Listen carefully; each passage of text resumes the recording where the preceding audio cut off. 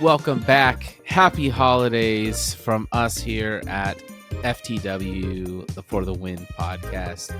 This is the greatest video game podcast on earth, in the world. So thank you for tuning in. We're going to get straight into what's going on this week in video games. There's so much that has happened. But first, all the usual stuff. Give this episode a thumbs up, a like. If you listen on Spotify and you haven't already rated the podcast, that would help us out so much. Share it with a friend, like all that good stuff.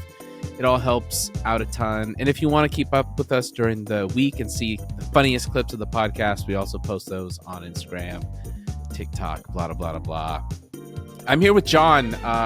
Shout outs to one of our co-hosts, Henry. It's him and his girlfriend's dating anniversary, right, John? 3 years. 3 years. They're celebrating tonight. So I said, you know what, Henry? Take the night off.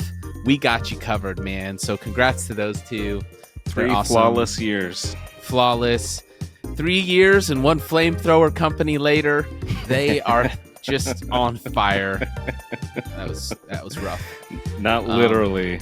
Not literally.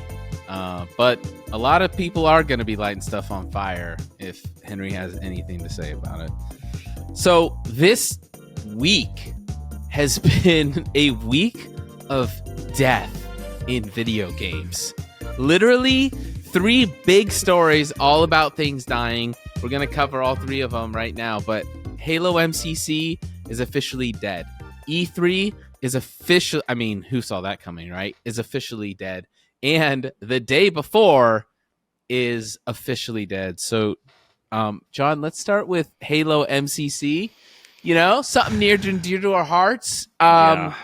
The devs who worked on Halo MCC, because you're probably wondering, why are you saying it's dead? The devs who worked on Halo MCC started to get little packages mailed to their house, and it was a placard that said the date. It was like it reminded me of a tombstone.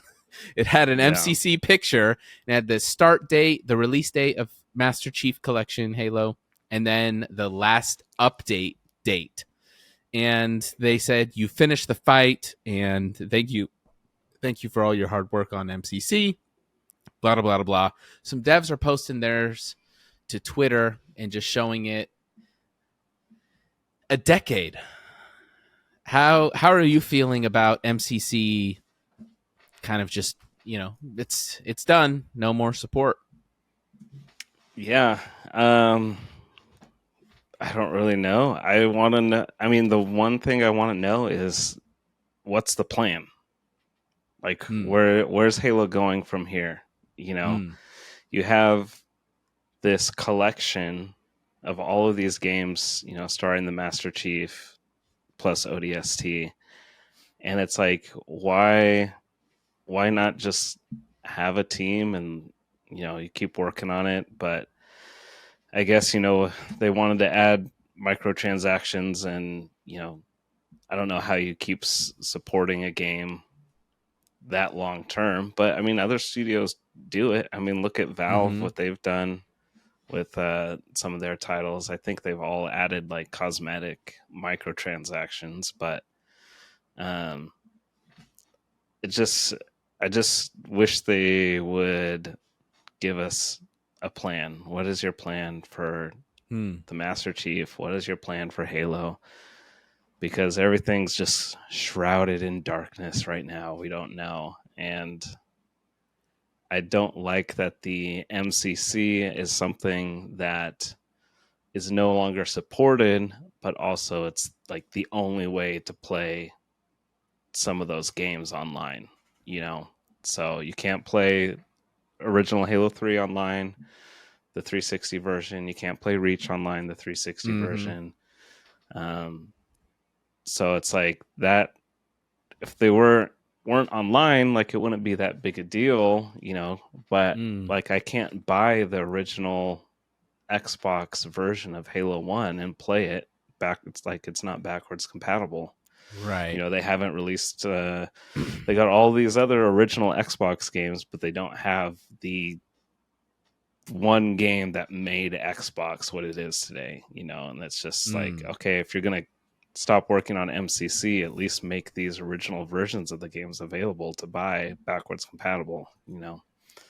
So It's actually a really good point. And we've always you've talked about that for a long time, but now more than ever, it's like they have to they have to do that. Like they're done with MCC. They're like putting it to rest. So the least they can do is say, okay, because I get it. They're trying to drive traffic to MCC. They don't want to take away from that. And so they don't want to release backwards compatibility for these Halo games. But now it's like, you're not trying to drive traffic there. You're not even trying to make the game live anymore. So the least you can do is make Halo 1, 2, and 3 backwards compatible. Well, is 3 compatible? Halo 3 is backwards compatible. So it's just 1 and 2, the Xbox version. Yeah. So it's like, it's kind of crazy because they shackled us to MCC and then they threw away the key. And they're like, nope, this is all you get. Like, this is all you can play. And I agree with you. I think the least they could do is like open that up and say, okay, you can play Halo however you want to now. If you want the MCC experience, I got into a little Twitter debate with someone the other day who was saying like, you guys have classic Halo in MCC, but you just whine and complain. You don't even play it. Like, classic Halo would never work in today's market, blah, blah, blah, blah, blah. And I was like, oh, you must be new here. Because MCC is not classic Halo. Like, like it plays exactly the same. Actually, it's even smoother. And it's like, bro, I'm not talking about an upgraded frame rate and like better graphics. I'm talking about the countless bugs that came over with the port and the fact that we're playing the PC versions of these games. Like, it was like night and day. I was like, oh, this guy actually has no clue what, and like, it's like a little kid saying that, like, oh, all coffee tastes the same. That, just have Folgers. It's good. It's like, no, that's not what we're talking about here. These are apples and oranges. But I hope I don't think they will, but it would be cool if Microsoft gave it backwards compatibility and like said, hey, like LAN Halo, throw Halo parties, MCC, Halo 1, Halo 2. It's all supported. We love the Halo community. Yeah. Yeah. I mean, if they wanted to, I think this would like print money, but if they wanted to like re-release Halo CE and Halo 2 like in the same package, and they did not like a remake like Halo 2 Anniversary, but literally like took everything and just like ported it to the current gen consoles with the updated like resolutions and like upscaled it and just made it run really nice like on the new consoles, like you could have just like that pure vanilla Halo 1 and 2 like LAN party experience on your current consoles. They wouldn't even, I mean, they could even LAN edition, like, Halo CE LAN edition. Oh my god, I think you're onto something. So you could, they could sell it for $10. You could download a copy for $10. So then everybody can just like get their copy of Halo 1 just for LAN parties. It has all the maps, has, all the stuff. And then you just go and run with it. I think that would sell a lot. And I think it would get people playing games together in person more, which I think is always a good thing. 100%. A LAN edition. I love that, dude. I love that. Yeah, because I don't want to LAN MCC. It's not like, I don't want to LAN MCC 1, 2, and 3. Like, there's too many problems that annoy me. And all the little details, we've belabored it for years. Like, all the little details add up. And I can only take so many like shot registration misses, so many back smacks that don't register, so many double reloads, so many teleporter glitches to where I'm just like, this isn't Halo. This isn't the game. And when we interviewed Marty O'Donnell and we were like talking about the games with him, he was like, I can't believe like the current state of things. He's like, we would have tested the crap out of stuff. He's like, Right. when we did this stuff, we tested the crap out of these games so that that kind of stuff wouldn't happen. And that's what we experienced playing through them for like, a decade. It's like they were solid games. And I don't ever remember 1, 2, or 3 crashing. The only problems I really remember is when it got online like Halo 2 and people started to do standby, and that was like started to be a thing. But even then, they kind of nipped that in the butt pretty quick. And anyways, MCC, it's the end of an era, Yeah. The end of an era. Yep. I I mean, go ahead. I was gonna say, just like this whole X post and like sending out the, finish the fight, Halo the Master Chief Collection. This note says, "Thank you. Your dedication, teamwork, and commitment to excellence have not gone unnoticed. Together, we have achieved a significant milestone, and it's all thanks to your hard work and determination. Best regards." And I'm like, I mean, if this is getting sent to anyone that was a part of like the development of the Master Chief Collection and the launch, like, right? What are they?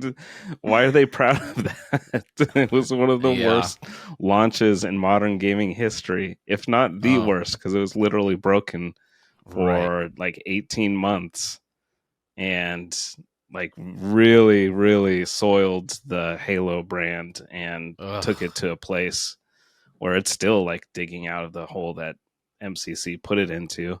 A dark place. Halo 4, 5, and Infinite just like stomped the Halo IP even further into the ground. Yeah. Yeah. One thing on that, a lot of people probably don't know this, but I listened to a Deep Cut podcast where one of the actually, I don't know if it was Marty. I think it might have been Marty talking with another person who worked on MCC. Don't quote me on this, but people who were working on the game were talking about how Master Chief Collection was actually originally intended to only be Halo 2 Anniversary. It was if you remember, MCC came out on the anniversary of Halo 2. So the plan was we're making Halo 2 Anniversary. But then a year before they were supposed to launch Halo 2 Anniversary, Microsoft came to 343 and said, hey, we want you to make it the Master Chief Collection, put every single Halo game in there. With multiplayer, with everything. Online, everything. And they told them, no, we can't do that. Like, that's not possible right now. In a year, there's too much to test. There's too much that can go wrong. There's too much. And so, and this is where I don't hold 343 accountable for that. But their hands were tied. It was like, no, you're going to launch it. So they just shoved Halo 1, Halo 2, Halo 3, and Halo 4. They shoved them in there, the multiplayer, the campaign, and then they had to come up with a whole online whatever.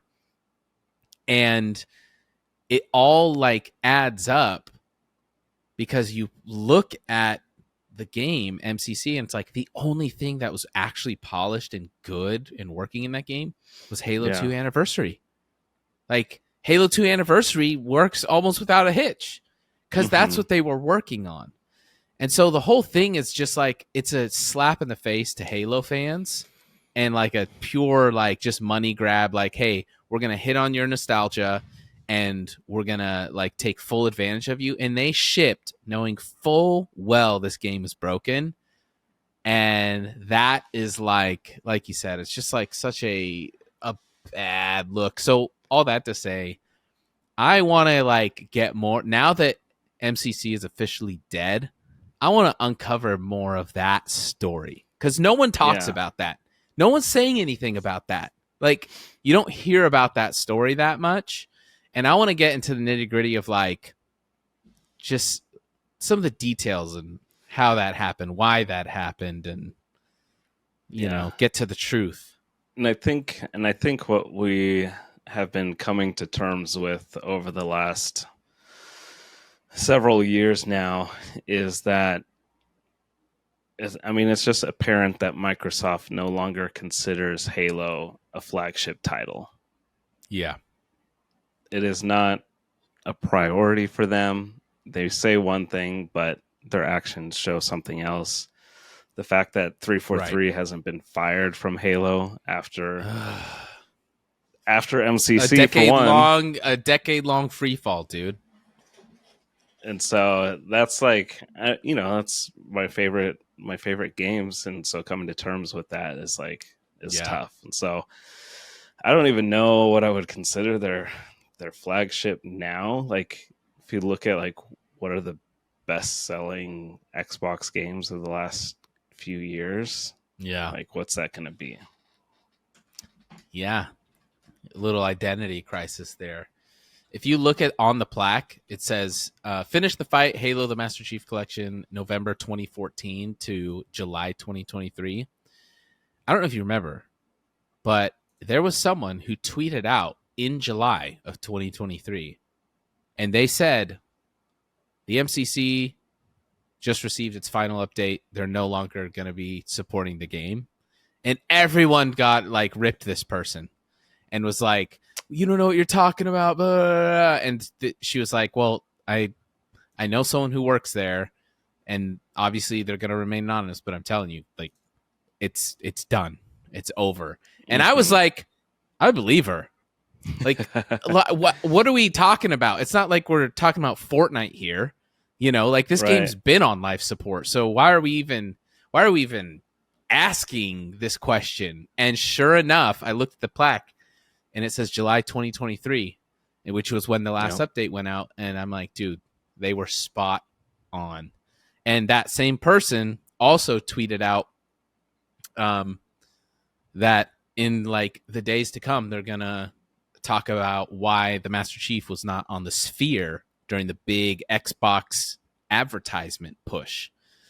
And why it's kind of been on the back burner, and no mention at like no trailer reveal at what was it, the Game Awards last year, and all kinds of stuff. So, yep, come to terms with it. Yeah. Do you want to know what the top selling Xbox games of 22 were by dollar sales? 2022 or 2023? 2022, because 2023 is not over yet. Yeah. What are the top selling games? Number 1, Call of Duty, Modern Warfare 2, Elden Ring, Madden, Lego Star Wars, FIFA, Call of Duty Vanguard, Call of Duty Black Ops Cold War, Gotham Knights, Forza 5, Saints Row. So in the top 10, you had one Microsoft first party published game. Oof. And 3 Call of Duties, and then Madden and FIFA. Well, and that's not even like including free to play games. Like Fortnite would be at the top of that list, I'm sure, completely. But yeah, it's weird because Xbox is like crushing it in so many ways, but then like we get to this like other part of the Microsoft world where it's in an absolute free fall, it's in shambles, and it's a dumpster fire when it comes to like first party titles, and like Halo and Starfield being like a kind of a bust, Mm-hmm. And it's just a interesting time to be an Xbox fan. E3 also is finally, it's like been writhing on the floor for like the last couple years, and then finally, like, they just like GGWP, Entertainment Software Association, they just like busted out their Glock and just put E3 out of its misery, dude. They're just like, stop writhing around, like, kill the dead horse already. Yeah. Gosh, even just the background of the video on their website annoys me.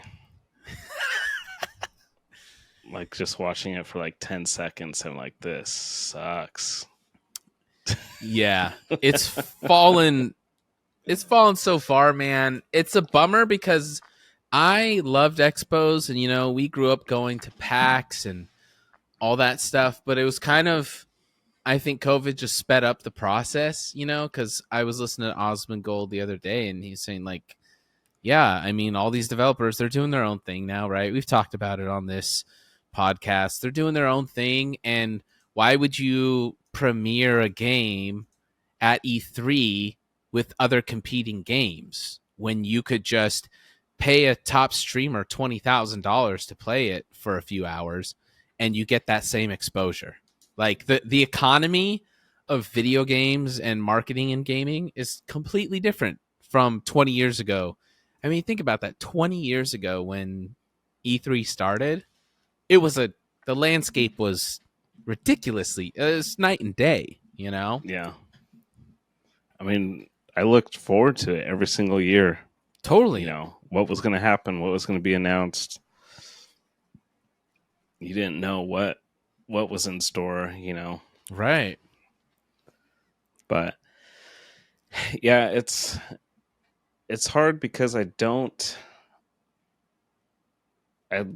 like love the idea of E3 and having like one place where the entire like gaming community gets together and everyone shows off the latest and greatest thing, Right.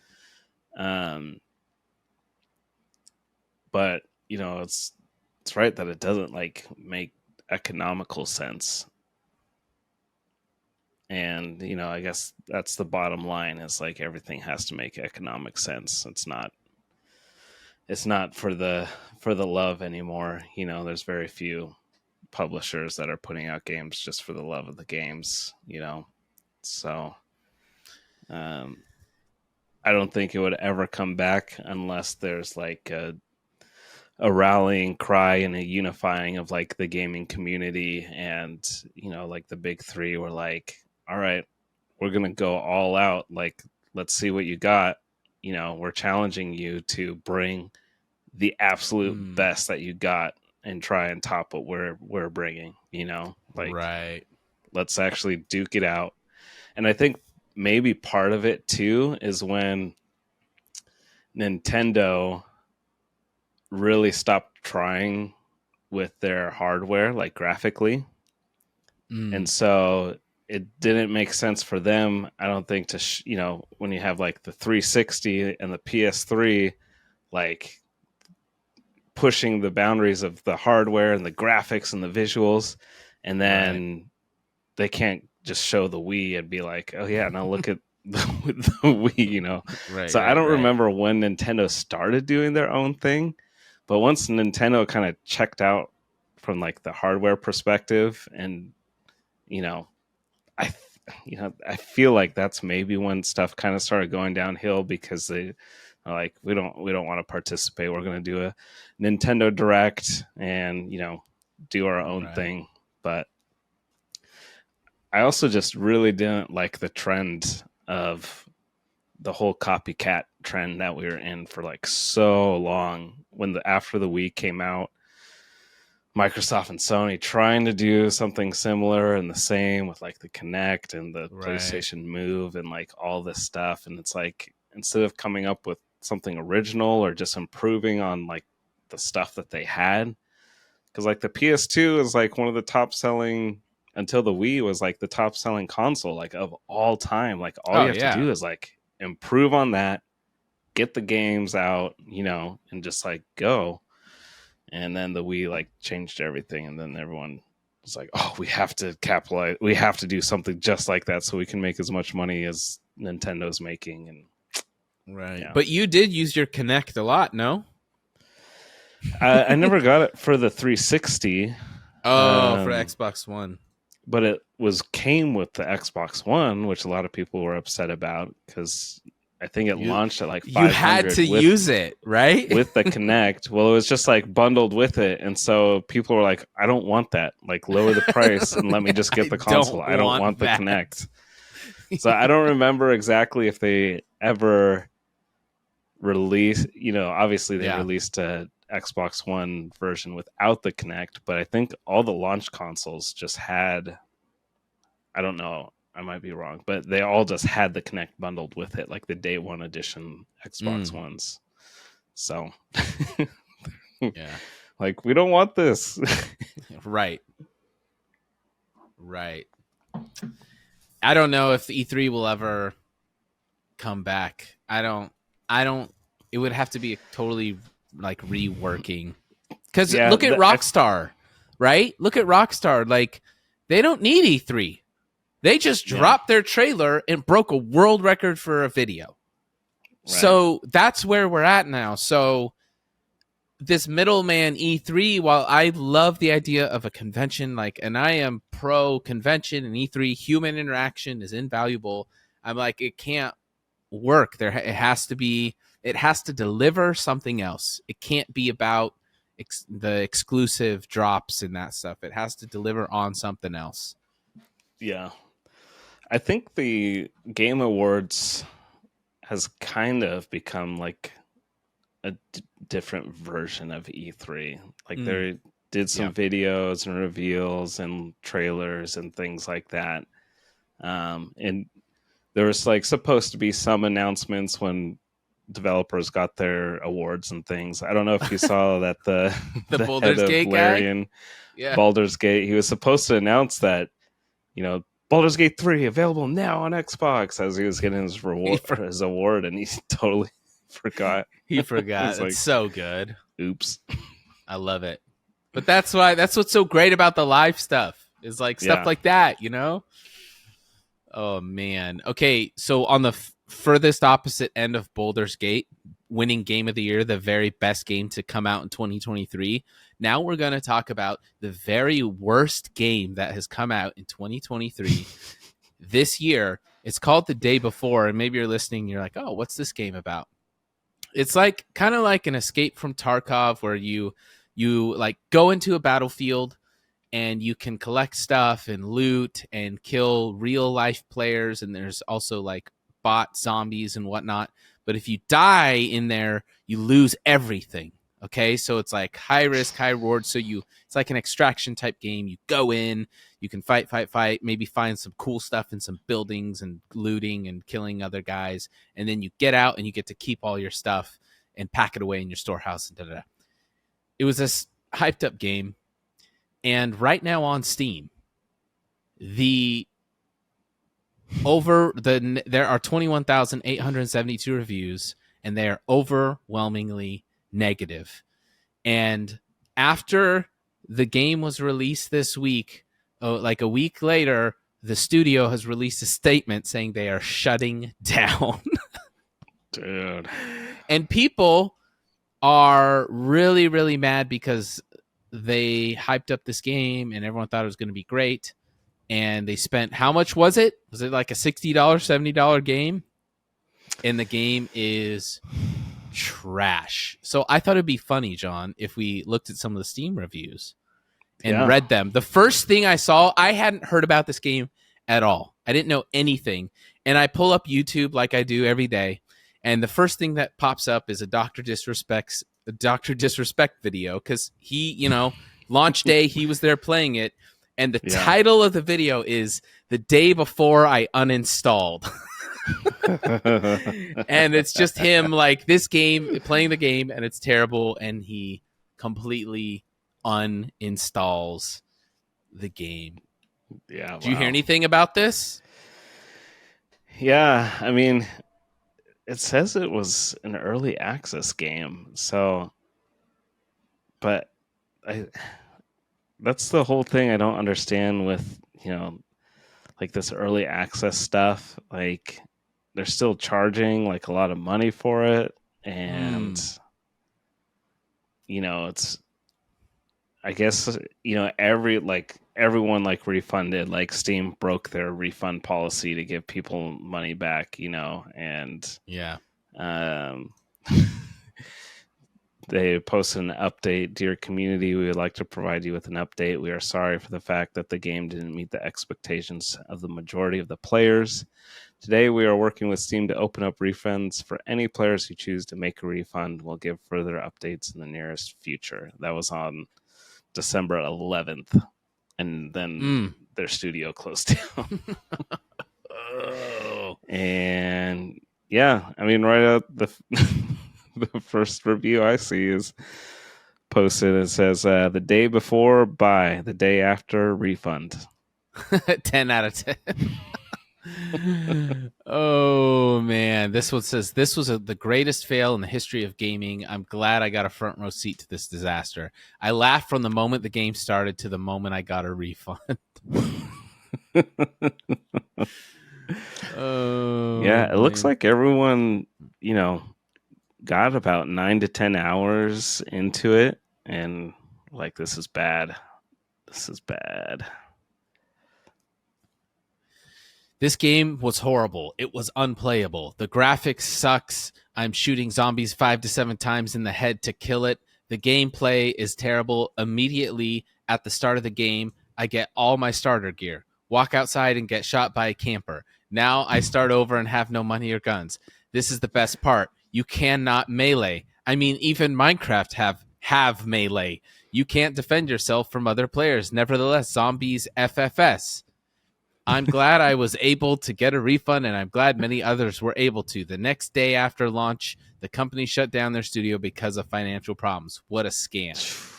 Now, I don't think it's a scam. I think they just made a terrible game and couldn't, a scam is like you get in the game. Like, they had a game that was made. It was really bad, though. I watched 20 minutes of gameplay, and it is really, really bad.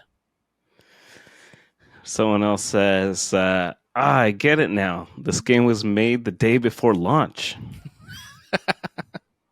Oh my gosh, dude. Unplayable mess of a game, says Sanalol.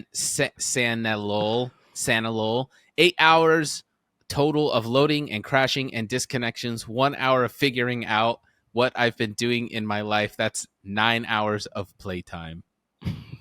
I watched Osmond Gold play it, and he was running around for 40 minutes before he got any sort of action, and he goes out in the PvP world, and he's like, oh, there's a guy, and he lines up. This is after probably 40 plus minutes. No joke. There's a guy. He lines up his little reticle, pulls the trigger, goes, poof, and then error message on the screen. The game crashed. The game crashed. I gotta find that literally clip. The second he starts to actually play the game. Oh man. Yeah. Got my refund the day before the studio shut down. The day before. So this is really crazy. Twitch degenerates can now rejoice because the streaming service Twitch now allows full nudity in their updated terms of service. And no, this isn't a joke or a meme. Basically, how this has come about in the last couple of weeks as Twitch has been updating their terms of service, their TOS, there's been some female streamers who are streaming with their shirts off, but their cameras are just head level. So it leaves the imagination to do its thing, right? And they've been going a bit viral, and people have been like, hey, that's against terms of service. You can't do that, blah, blah, blah, blah. 13-year-olds can access this website. This shouldn't be allowed, blah, blah, blah. Well, in classic Twitch fashion, they are eating themselves from the inside out, and they're just making their platform even worse. And it's definitely not at all kid-friendly now because they have updated their approach to sexual content and added content classification labels. And we can read you some stuff from their actual website and their updates, but they literally now allow nudity, full nudity, and what they call it is artistic nudity. Mm. So it's basically everything is fair game except for explicit sexual gestures. Okay? So, you can be totally naked, but it can't be sexual. So, like right here, I'm reading it. Erotic dances that involve disrobing, so like stripping, or disrobing gestures such as strip teases are allowed. Pole dancing, twerking, grinding are now allowed without a label. Like, so Okay. all of this stuff, and it goes on and on and on. And it's like, okay, well, I guess this is not really a place. I mean, if you wanted it to be a place for like, young people to like hang out. Now, again, I've been watching a lot of Asmongold this week. So Asmongold is on the full degen side, and he's like, finally, dude. He's like, I've been saying this. They need to do this for a year. I'm like, he's like, thank you. He's like, I need to call some people about this. This is great news. I've been telling them they should be doing this. Like this is the biggest W for Twitch that has ever happened. Gosh. But like, yeah, so they are full on. They're just like I don't even know what to call it. It's like it's this weird thing because their reasoning, if you read through it, their reasoning is they're saying, well, when we don't allow nudity, and it's this whole BS language of it disproportionately affects female streamers. Well, it's like, yeah, they're the only ones doing this nude content to sell OnlyFans to get money. Like that, that's why. It's like there's not dudes out here doing this. And so it's this weird thing because it's like this backwards, like it's supposed to be empowering, but now all the degens are like, oh, this is the best. Like, this is what we've wanted. This is what we've wanted. Yeah. But it's like, yeah, it's so bizarre to me, just like a website that prides itself on like being moral, right? Having a high moral and ethic and enforcing terms of service, and like people who gambled have been banned. Dr. Disrespect, someone who didn't get naked on stream, has been banned. Like like people who have filmed in a public restroom but not shown anything, just accidentally had their camera on when they walked through, have been banned. Right. And now they're just like, they have this weird moral ambiguity where they're just like, oh, we know what's right, we know what's good, and we decide. And sure, it's their website, do what you want, but don't pretend like you have the corner on morality, because you guys are all over the place. Like, this is crazy. Yeah. Full nudity, genitalia, like all of it. It's all fair game now on Twitch. How crazy is that? It's what? It's video. We're talking about video games. They'll never do it, but I wish they would just spin off all of their non-gaming related content onto another website. Right. Like keep to like just the name Twitch, refers to a video game or gaming, right. Like there's nothing more like tired to me than like the just chatting genre, and every all of the IRL streaming does nothing for me. Like, I want to watch people play video games, and it's usually like, high level gameplay or something, but sure. There's some people that are just entertaining and fun to watch too. But all of the other stuff is just like, I'm tired. Like, I don't know. I'm old. I don't want to see any of that stuff. I don't want to watch any of that stuff, like get it off of this gaming website, so, because I could just totally do without the whole like just chatting, like get rid of the art, get rid of the sports, get rid of music, get rid of all of this just non-gaming stuff off of Twitch, spin it off onto something else. Like they literally have like 7,000 people watching pools, hot tubs, and beaches right now. Like, what are you guys doing? What is your identity? You know? Yeah. It's just too much. Yeah. And it kind of reminds me of like the Cheesecake Factory menu. Like they have hundreds and hundreds and hundreds of items that you can order. Right. And it's like, what are you like good at? Can you focus on like a few things and make those excellent and really good, and people will always want them, you know, instead of offering something for every single person ever. Right. But there's too much money. Steakhouse versus the Old Country Buffet. Right. It's just too much money. But if you can, okay, I was gonna make a bad joke. Yeah, it's crazy and it's so subjective. That's where I really have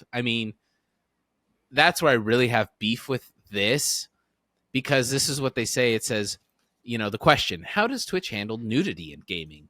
We handle nudity in games in two ways. First, games featuring nudity, pornography, sex, or sexual violence as a core focus, that's the key word, a core focus or feature, are entirely prohibited. Mm-hmm. Well, okay. So for 1 minute, for 2 minutes, for 30 minutes out of a 6-hour stream? I mean, what are we talking about here? You know, it's so subjective, and people are going to abuse the crap out of this. And you look on Twitch right now, and even on X, a streaming subject with 17K posts is artistic nudity. Like Twitch is going crazy right now. It's literally going crazy. People are like, "Oh, this is a free pass. Let's go." And Twitch has unleashed a beast, and they're going to have to figure out what to do about it. I mean, if they want to turn into a, you know, game streaming / porn site, then that is what it is. But it's also like, it's a weird thing, but I'm also not surprised by it at all, because they have no moral compass. They think they do, but they're just guided by whatever the trend is. Like whatever the trend is, that's their moral compass. So, you know, it's it's weird to see a company try and navigate morality in a world where there is none. It's a weird thing. So anyways, you know, some people are really happy about this update though. Oh, sure. Interesting thing I saw the other day, the God of War creator, David, how do you say his last name? David Jaffe. People are going to come for me. But the God of War creator, he's not happy with the direction that the character Kratos is taking in the PlayStation exclusive. And he actually posted a video, and his main beef was, hey, don't put your own identity and your own stories on this character. If you're going to build a brand new IP, or you're going to build a character into the God of War lore, and that character is struggling or dealing with your problems that a lot of you guys that have gotten older and girls at the studio have dealt with, that's wonderful. Do that shit all day long. But don't take the character Kratos or Indiana Jones and go, you know what? I'm Steven Spielberg. I'm older now, and I'm really into family, and I want to tell stories about fathers and sons and God. No, f you. That is not what this character is, whether it's Indy or whether it's the Kratos. Okay, I just stop. You know, I get it. You know, I don't know. It's just like someone needs to be able to tell these people no sometimes and say, look, we love that you're arty farty. We love that you're taking shit from your personal life. We love that you're treating the medium, and Sony always has, as an art form. I tend to agree with him. Yeah, I think it's hard to see, something you created, change hands to somebody else, and you know, um, and then have them take it in a direction that you would have never taken them, or it's just weird to. I haven't ever like created something like that, but I'd imagine it's like really hard to see something that you put so much time and effort into just pass to somebody else, and then now all of a sudden they're making all of the decisions regarding it, and you had this idea for who this character was and how their story might play out and end in your head, but now it's just in control of somebody else and another person. So like, unless he's like directly involved in the development of the newer God of War games, then like I don't know what to tell you. Like, yeah, it sucks. And that's one of the things I've actually heard George Lucas talk about this, where he talked about how you have to let it go. Like, he didn't even watch the new Star Wars movies, I'm pretty sure, because he said, I have to let these characters go. They're not mine anymore. They don't belong to me. And I'd imagine, like, I think this guy, I think he still probably needs to do that, and he just needs to let it go and be like, look, it's not like, because you're only going to get frustrated. There's no other outcome for that. You just got to let it go. It gives me Mark Hamill vibes and Disney Star Wars vibes, where it's like they just killed all the characters, and Mark Hamill's like, this isn't at all who Luke Skywalker is. Why are you making me do, like, this isn't Luke, this isn't Luke, this isn't Luke. Yeah, that's the vibes it gives me, but you kind of got to just let go. The Florida Joker is threatening a lawsuit after dyeing his hair purple to look like the character featured in the GTA 6 trailer. This is so funny. He said, I'm giving you the biggest free marketing, and for that, I want an extra $1 million. You got 3 days before my lawyers go crazy. I got hard evidence. So if you did see the Grand Theft Auto 6 trailer, there's a guy in it, and they haven't said that they based it off of a real person. However, it's pretty close that they've based this, like, part of the trailer off of a real person. And now this guy is coming out and saying, GTA, I'm giving you the biggest free marketing you got in entire history of running this GTA game. For that, I want an extra $1 million. Y'all taking forever to respond back to me. You see that? Find another character. Find another person in Florida they betrayed that character from. I'll wait. I will wait. GTA, we got to talk. You think I'm playing? You got 3 days. 3 days before my lawyers go crazy on this case. This is not like the Lindsay Lohan case. This is not like the Lindsay Lohan case. I got hard evidence. Hard evidence. He's trying to do a cash grab. Let's just be real. This is all this is.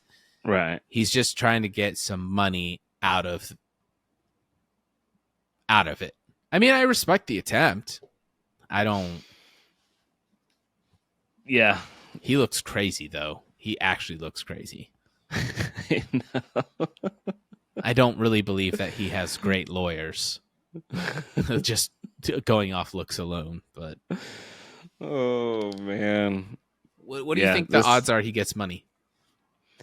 Well, not good, because this has actually happened before with Grand Theft Auto 5. Lindsay Lohan tried to sue Rockstar because there's like a loading screen of the girl like in the swimsuit doing the peace sign holding a cell phone, and there's like a kind of similar picture of Lindsay Lohan, and then also there's a mission in the game about like a young, celebrity, female celebrity who goes on this like tirade and like you have to follow her in a car, you go on a chase, and then she gets out and like gets arrested, and like all of this stuff happens like pretty similar to Lindsay Lohan's run-ins with the law and things like that. But the case ended up just getting dismissed and Rockstar didn't have to pay anything. So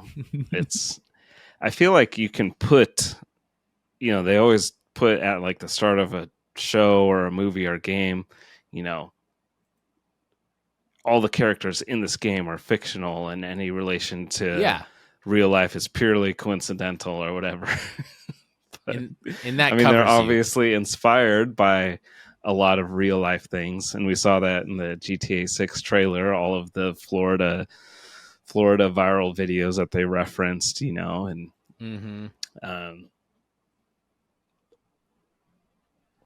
so I don't think he gets any money.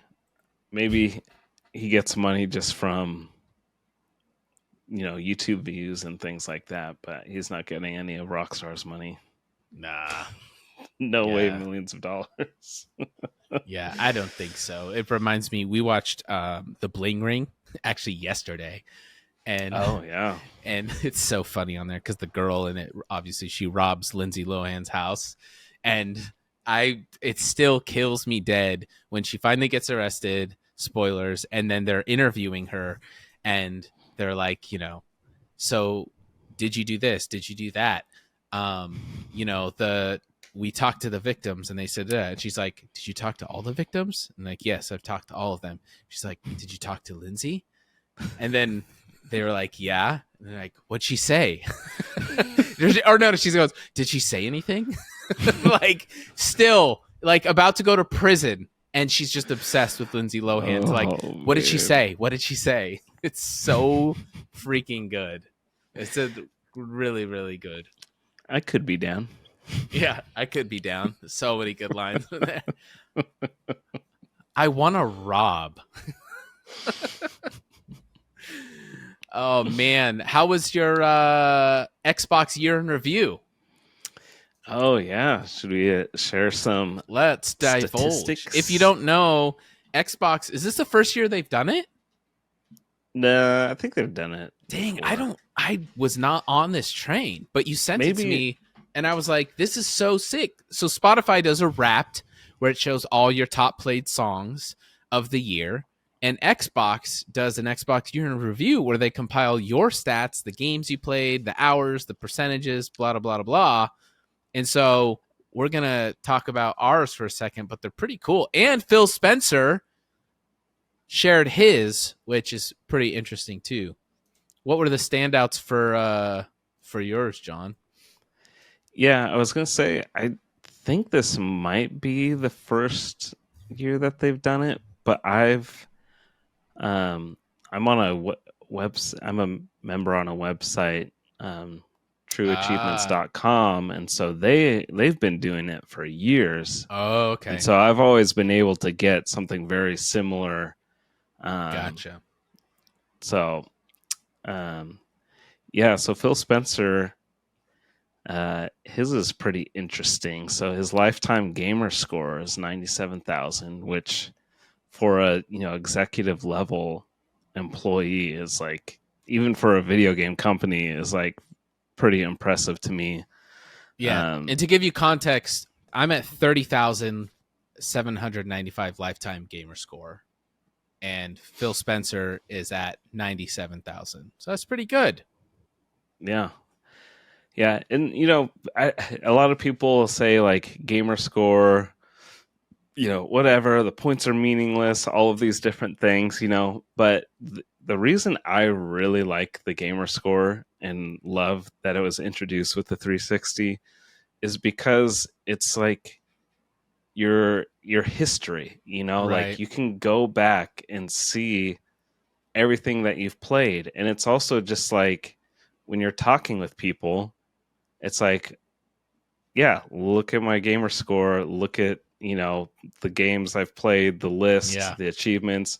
Like it's just like a, like an accreditation or just like, this is the proof that I've played these games and I've done these things in gaming and I've experienced these things and I know what I'm talking about when it comes to this game or that game or whatever. And I just like the history of it because I can just go back through the years and see just like everything, you know. And so this kind of year in review stuff, like I love it. I love seeing it. So he played total time 917 hours this year, played 82 different games, which is quite a bit. He got 382 achievements for 6,856 gamer score. Top gameplay month is always kind of interesting. So for him, it was April. So I'm like, what came out like in April, or you know, what was going on in his life? Do you think that's when he was testing Starfield? Could be, because he said he's played through it like 5 times before it even got released. Wow. Yeah, I remember him saying that. So, and that was his number one game. He'd put 148 hours into Starfield, which is just nuts. He's in the top 10% of players. And then I was surprised at his number 2. Yeah, Diablo 4. Yeah. 143 hours. And then his top 3rd played game, or top game number 3 played Pillars of Eternity Hero Edition, which I'm not familiar with. Yeah, I haven't played it either. I think it's like a free-to-play game, but top 5% of players. He must love that game. Xbox responded to his tweet about it. If work hard, play hard was an image. That's true. Yeah, that's good. That's good. So, true. I mean, in comparison, let's talk about yours. So 2023. So my lifetime gamer score is actually flex an even 179,000. I must have unlocked something. It's an even 179,000 right now. Oh, I love that. So on your note, really quick, just so we don't move on too fast. On that note about the story and the gamer score, one of my favorite things at LAN parties, because you're right, I do appreciate the gamer score because it tells your gaming story. And one of my favorite things is at LANs, the last LAN we had, December 2022, we somehow we always end up pulling up our gamer scores on the screen.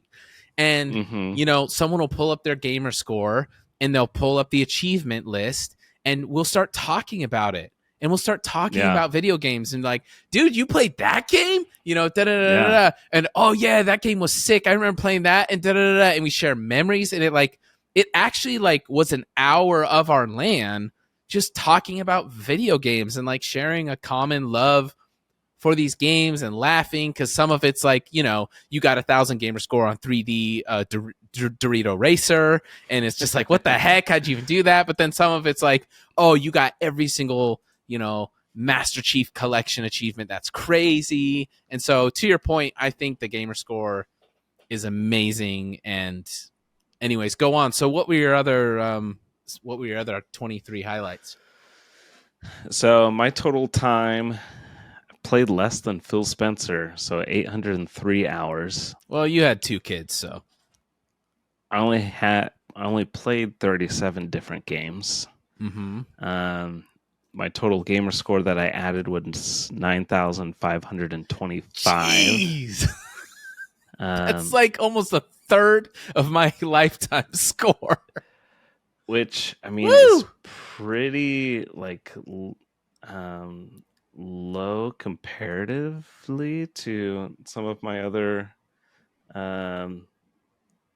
milestones. Let's see. I can look it up, but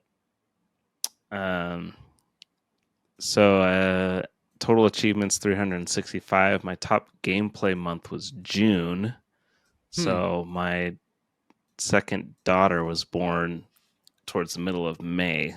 So that might be why I had a lot of late nights playing. 2 two genres I played the most were role playing and then action adventure. I was in the top 10% of players for hours played, top 5% for gamer score, top 5% for achievements unlocked. Number one Dang. played game, Diablo 4, 404 Same. hours. Ooh, I barely beat you. 404 hours, got all the achievements, so 1,000 out of 1,000. Nice. And then Assassin's Creed Valhalla, like the game was like fine, but it was just like the biggest game like I've ever played. Like the map was just huge, all of the expansions, like it was just a massive, massive game. So I put 193 hours into that and got 1,800 gamer score out of 2,100. Dang. So that was like just an undertaking. And then Master Chief Collection 43 hours was number 3. What's your gamer score on that for out of 7,000? On the Master Chief Collection, it is, let's see. It should be right there. No, it doesn't show it. Because there's 7,000 but I can tell achievement you. points. So out of 7,000, I'm at 6,590. Oh, dude. I'm at 515. I got some work to do.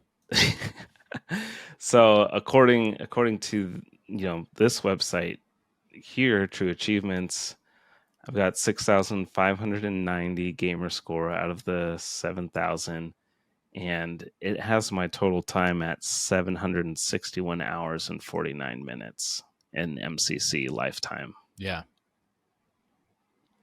So that's almost 1,000-hour game right there. The only achievements I don't have in it are all of the lassos, Right. and then all of the speed runs except for Halo CE, which I did. And that's basically it. A couple other miscellaneous ones, but that's basically it. Yep. I had 1,033 hours played this year, 31 different games, 120 achievements. I added 2,860 to my gamer score. 41% of the genres I played were RPG, which makes sense because it's Diablo, and then shooter was 34%. But the games I played, top games, was Halo MCC. Or sorry, this isn't top games. This is just like the games. Halo MCC, Hogwarts Legacy. That's where I got 20% action adventure from. Played a lot of Hogwarts Legacy. Oh, okay. Tony Hawk 1+2, Power Wash Simulator, Diablo, and yeah. So here's how I stack up with other players. I was in top 5% players for hours played. So that's kind of crazy. Like all the Xbox players in the world being in the top 5% for hours played. Top 10% for gamer score, which is like crazy to me because I'm not an achievement hunter at all. And then top 10% players in achievements unlocked. My number one game was obviously Diablo, which is crazy because I've never played an RPG in my life.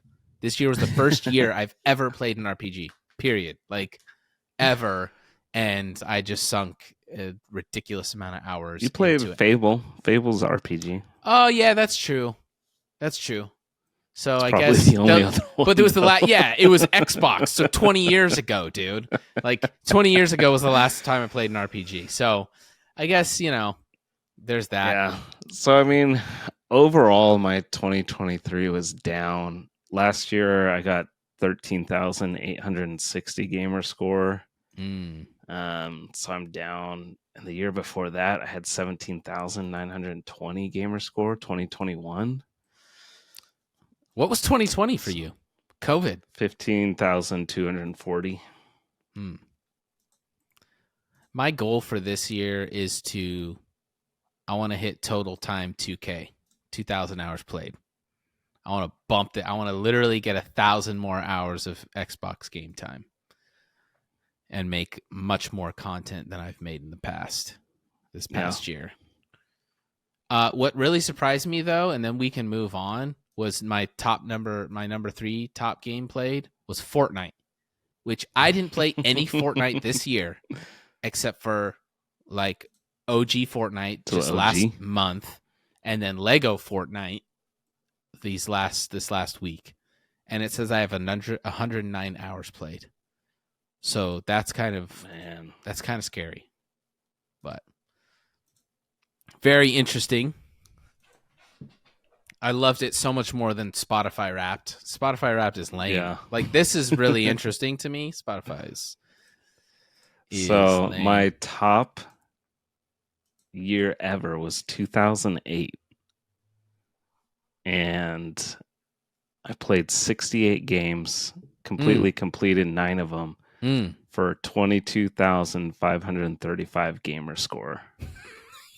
Oh my God. So in 2008... Were you working at Blockbuster? That's when I worked at Blockbuster. Okay. Yep. And got the rentals. Yep. How many free rentals did you get a week?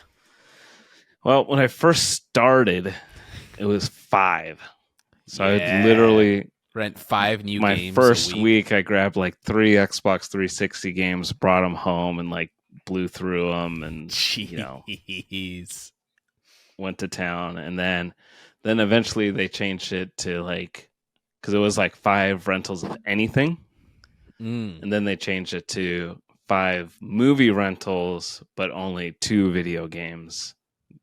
But even that is still like awesome. Like, that was such a fun job. And if you return them, could you just get new ones once you returned them? Or was it just no, you just have to keep it? Each week you got those rentals. So gotcha. Then you use the rental and then that's it for the week. Yeah. I just remember showing up and there's always people smoking outside the Blockbuster. Yeah, Lee. Lee taking the smoke breaks. Yeah, they got way more break. There was literally a guy younger than me.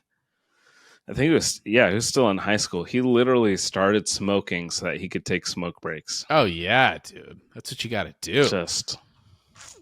Hey, this is America, baby. Yeah. What's funny is it was Henry's girlfriend's old boss. Nice. It's a small world. He just like showed up in the background of one of her like Instagram videos. And I was like, hey, I know that kid. He worked at Blockbuster at me, and now he's like, in his 30s or something. Microsoft could offer free Xbox Game Pass in exchange for watching ads. The Xbox CFO, Tim Stewart, revealed that Microsoft could offer users in regions that aren't necessarily console first the chance to watch 30 seconds of an ad and then get 2 hours of game streaming. That's an interesting concept. 2 hours. But could you watch like a minute of ads and get 4 hours? I would actually be open to like a service where it's like, hey, we're going to feed you 5 minutes of ads and it will pay for your Game Pass for X amount of time. That would be great. Would I watch the ads? Absolutely not. Yeah. How many hours would you have to watch to get like a 1 month free? Right. It would be interesting if they did something like that and your volume had to be at a certain level. You couldn't mute it or whatever. It's like you pump this into your house and we'll, in exchange, give you free Game Pass. I might actually do that, to be honest. And just like leave it on and go do some dishes or something. But interesting concept. They also launched their cloud gaming service. Did you see that? This week with Meta. So you can now, there's a few games, but you can now play those games on the Meta Quest in like augmented reality, essentially, which is really interesting. But it's the Xbox Cloud Gaming app. It's in beta, but you can play Halo Infinite, Starfield, and Forza. And the videos are really interesting because it's like it's weird because you have the headset on and you can see your room, but it puts a display in your room. Does that make sense? Yeah. It's really weird, and I don't know why. Why do that instead of just take the headset off and just play on your TV? I really am like, my boomer mind is really not like connecting with this. I look at this video and I go, like, what are we talking about here? What does this even mean? Yeah. But Yeah, we'll see if it happens, but I feel like if like you're watching ads to afford Game Pass, like there's some other priorities you need to get sorted in your life, before you commit to watching ads. Yeah, for sure. The Starfield devs are working on city maps and, quote, new ways of traveling in the new Starfield update that just dropped. A new Starfield update has only just dropped, and Bethesda has already confirmed it's working on requested features to arrive alongside fixes and updates, which include new ways of traveling. My only question is, will this next update fix the fact that the game is boring?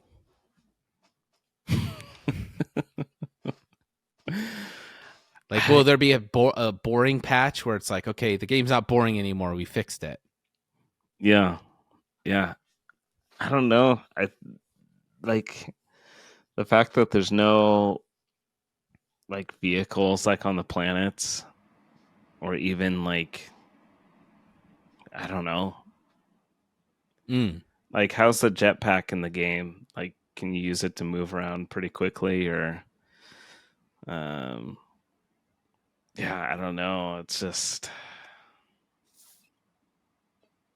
it's hard for me to say really anything positive about the game. I mean, it's just it's boring, and Henry's not here, so we can say it all we want. But it's like you go to these planets and they're desolate, and if you run into guys, it's the same guys that were on a planet in another solar system. It's the same type of NPCs. It's like, what are we doing? There's just nothing. Yeah, it's just boring. And I know Bethesda would say, no, it's not boring. You're just playing it wrong. But it's like, I don't know, if 50% of the people who've played it feel this way, there's got to be some validity to that. Like, I don't think everyone's just crazy. Yeah. Whatever. Yeah. So, in addition to that, so, a lot of people have compared like Starfield to Cyberpunk, and right. In past episodes, I've sang Cyberpunk's praises, especially compared to Starfield. Mm-hmm. But because of the gift card you got me for my birthday, I bought Baldur's Gate 3. That's now available on Xbox. Mm-hmm. And I've only put like a little bit of time into it, but it's already like so good and so much more fun, and the amount of things that you can just do, and you can just go in any direction, like take the story in any direction or your character in any direction. Like, it's literally like playing a like digitized version, interactive version of like a tabletop D&D campaign. And so you can like talk to just like every single person, and you have multiple dialogue options for every single person, and they actually affect the outcome of things. yeah, and like you develop relationships with the people in your party, and like you can just say, no, I don't want you in my party, or yes, come along, or whatever. And like everything you do affects each party member differently, and your relationship improves or, gets worse depending on like the stuff that you do. But there's just like so many like just random things that you can do, and like you can approach a scenario like just multiple different ways depending on your race, your class, your subclass, your skills, your like everything. So my character is very charismatic and Classic. dexterous, if Yeah. I'm saying that right. But I wanted to do like a lot of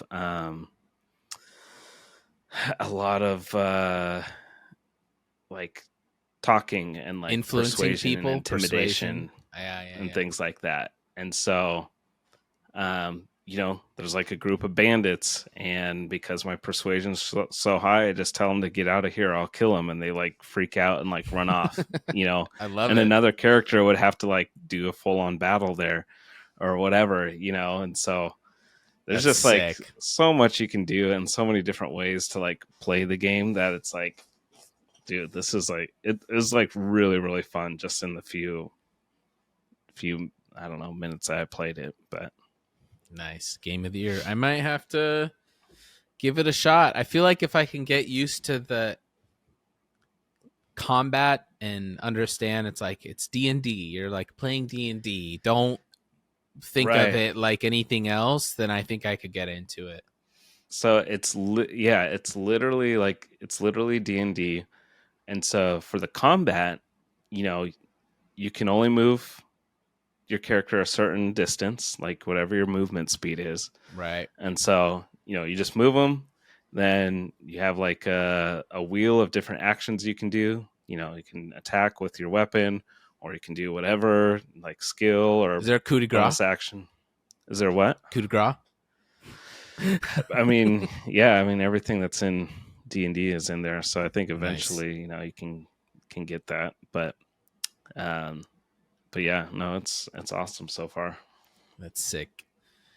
There's rumors about a supercharged PS5 or PS5 Pro floating around out there on the internets, and we kind of talked about it. It's like, what's the point of PlayStation releasing a PS5 Pro upgrade like now in the market? Is that necessary? Do we like, who needs that? Dude, who wants that? What's the point? Yeah, it's almost like it wouldn't be a replacement, like if you already have a PS5, but kind of just like a new, improved, just kind of like a little bit improved version of the PS5. I think of like the Switch and the OLED Switch, like the screen's like a little bit better. Like, I don't know. It's just, yeah. It's kind of like you go to McDonald's or Jack in the Box and you order a chocolate milkshake, and then like you get the milkshake, but then your friend orders a chocolate milkshake with a cherry on top, and theirs is like, $2 more. And it's like, well, we both still have a milkshake. Like, why? Yeah. Like, what's the point? Like, it's not substantial, When like it took so long for the Series X and the PS5 to even like become readily available. Like, I feel like just recently people are starting to like actually get them. Yeah. And so it's like now you're already releasing a new version of it, an upgraded version of it. Like, people are like, I just got it like a month ago. Like, it was finally like on store shelves a couple months ago. Yeah. And I feel like if you're trying to, it doesn't, like, I haven't seen like a game that has really pushed like the limits of a PS5 or a Series X yet. You know, I mean, typically we'll see those games towards the end of a console's life cycle. But like nothing's like been so impressive and blown me out of the water, you know, like visually, graphically. I think like Cyberpunk comes close, but even that, like I've been playing on the Series S, so I'm not even seeing like the full, you know, picture of, you know, its potential. Right. So, yeah, I don't know. Yeah, the timing seems weird, but right. Well, last but not least, this was pretty funny. I guess they could change the PS5 because the current one's just like super ugly and gigantic. Yeah, that's true. Just a full-on redesign. Just make it not look terrible. Yeah, just make it look good. Yeah, that's a good point. Or have at least one like flat side so that you could lay the console down. Oh my gosh. That console, dude. Yeah, I have a friend who has one, and he just plays 2K on it. Yeah. And I'm like, man, my Xbox is my gaming machine, you know? And then he has his PC that he plays all his other games on. But I'm like, right. Yeah, I don't know. I don't know. It's so ugly. Ugh.